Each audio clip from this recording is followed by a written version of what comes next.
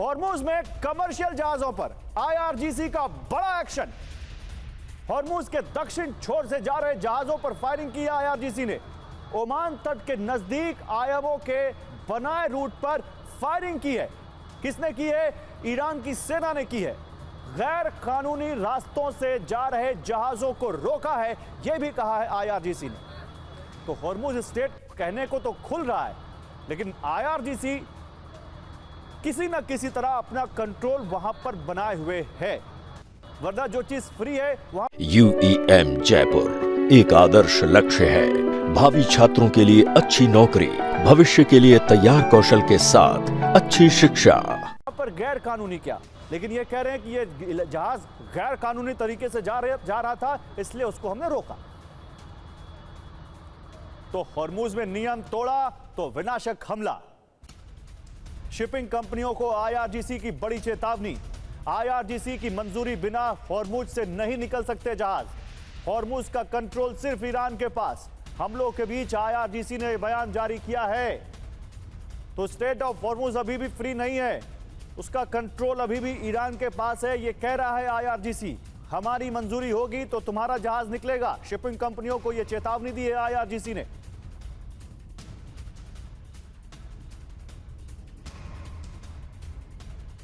सवाल यहां पर है एयर कमोडोर अशविंदर सिंह बहल, फिर सीज फायर के दौरान जो एक कंडीशन थी कि स्टेट ऑफ हॉर्मुज फ्री कर दिया जाएगा, अमेरिका ने अपनी नाकेबंदी हटा ली। क्या है उसका असर? ईरान तो अभी भी कंट्रोल कर रहा है, और इस तरह से जिस तरह से अटैक हुए हैं अभी अरब में, जिस तरह से अमेरिका ने अटैक किए हैं, क्या सीज फायर इसी को कहते हैं सर?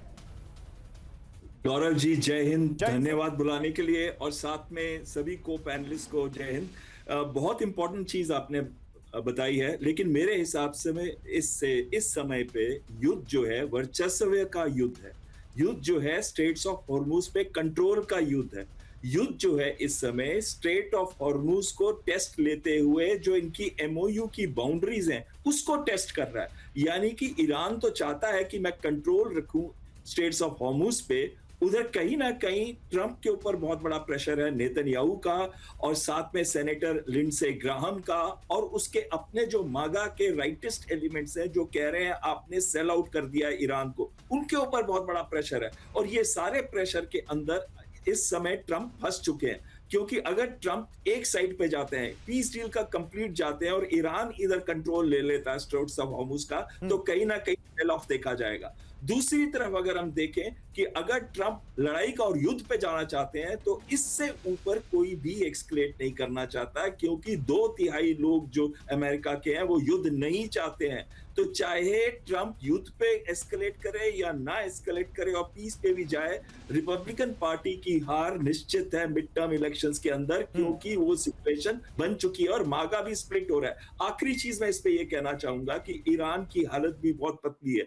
वो भी युद्ध नहीं चाहता। 88% इन्फ्लेशन, फूड की प्राइसेस खाली एक महीने में डबल हो गई है, लेकिन एक ही है जो स्पॉइलर जो कि चाहता है युद्ध, यानी कि इससे ऊपर युद्ध को एस्केलेशन, वो है नेतन्याहू। इसी वजह से आपने नेतन्याहू का जिक्र किया है। हमने अपनी 4 बजे की 4 बड़ी खबरों में कहा था कि अमेरिका और नेतन्याहू दोनों ने ईरान को तबाह करने की वार्निंग दी है। मैं इस पर अभी और डिटेलिंग करूंगा, लेकिन पहले आप दिखाते हैं आपको कि कैसे विध्वंसक हमलों से कांपा है उत्तरी इजराइल।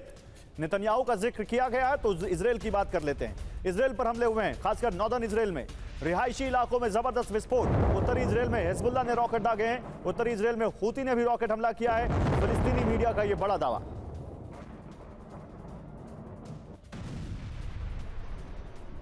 उधर कुवैत में ईरान के प्रचंड हमलों से कोहराम मच गया। कुवैत में ईरान ने बैलिस्टिक मिसाइलें दागी हैं। पूरे कुवैत में गूंज रहे हैं अलर्ट सायरन। कुवैत आर्मी के GHQ ने हमलों की पुष्टि की है, तो पूरे कुवैत में सायरन गूंज रहे हैं। GHQ ने, वहां पर आर्मी GHQ ने हमलों की पुष्टि की है। ये हो क्या रहा है? कुवैत में हमले क्यों हो रहे हैं भाई? कुवैत में आखिर क्यों ईरान अटैक कर रहा है जब सीज फायर हो चुका है? कुवैत में ईरान ने बैलिस्टिक मिसाइलें दागी।